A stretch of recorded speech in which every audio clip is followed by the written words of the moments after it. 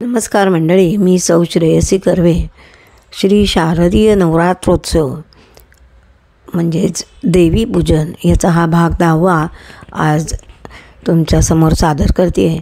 दसरा उद्या आहे, परंतु आजच 10वा भाग या यूट्यूबवर टाकण्याचा प्रयत्न करते आहे. मंडळी, अश्विन शुद्ध दशमी या तिथीला विजयादशमी म्हणजे दसरा असं म्हणतात. दुर्गा नवरात्र संपल्यानंतर लगेचच हा दिवस येतो, म्हणून त्याला नवरात्रीच्या समाप्तीचा दिवस असंही म्हणतात.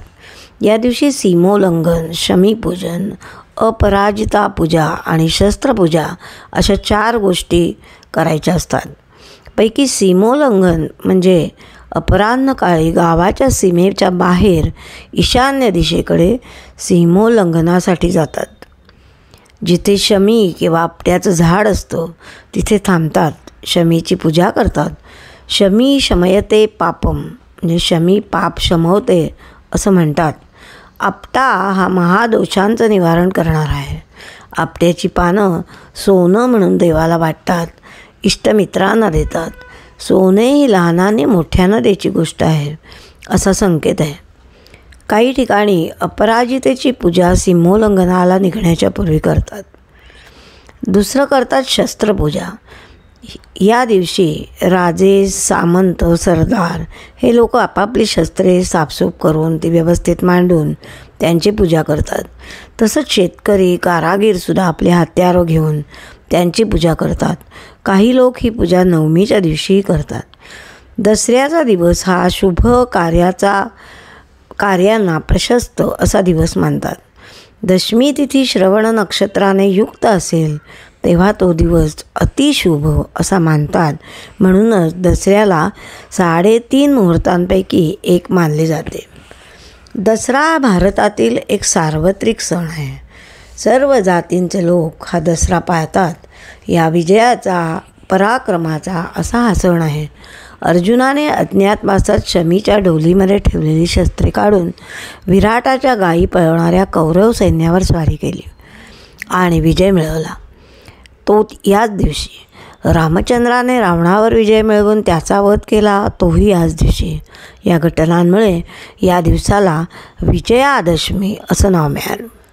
तसं पाहिलं तर हा सण फार प्राचीन काळापासून चालत आलेला आपल्याला दिसतो. प्रारंभी तो एक कृषीविषयक लोकोत्सव होता. पावसाळ्यात पेरलेल्या शेतातले पहिलं पीक घरात जेव्हा येतं तेव्हा शेतकरी हा उत्सव करीत. नवरात्रामध्ये घटाभोवती घटस्थापनेच्या दिवशी धान्यांची पेरणी करतात.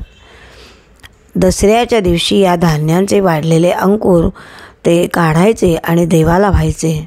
शेतातल्या भाताच्या ओंब्या आणूनही त्या घराच्या प्रवेशद्वारावर तोरणासारख्या काही ठिकाणी बांधतात.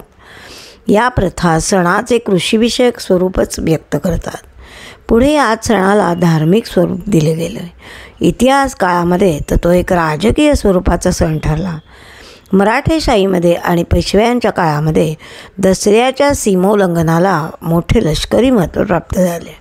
दसऱ्याच्या पूर्वी 4 महिने पावसाळ्यात नदी नाले भरलेले असतात, त्यामुळे मोहिमा आपोआपच थांबतात.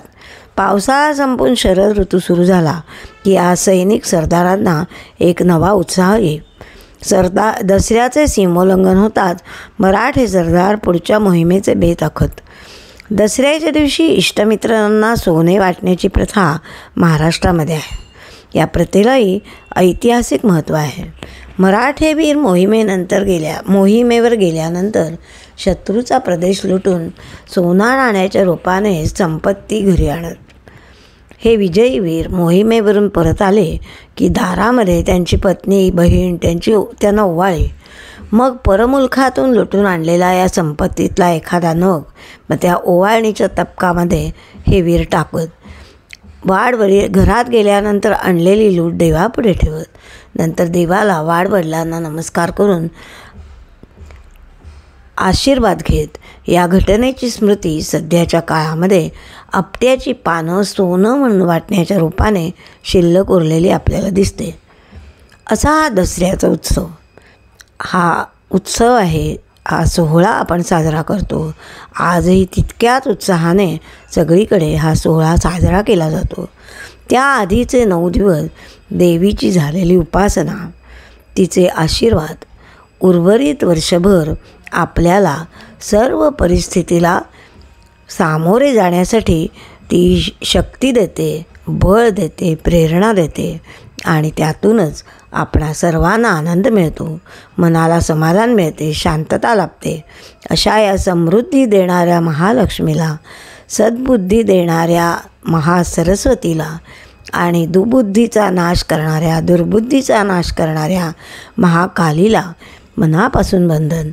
या सगळ्यांमधील प्रेमळ वात्सल्यपूर्ण अशा मातृरूपाला वंदन करून या उपक्रमाची सांगता करूया.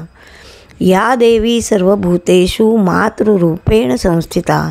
नमस्तस्यै नमस्तस्यै नमस्तस्यै नमो नमः. जय श्रीराम.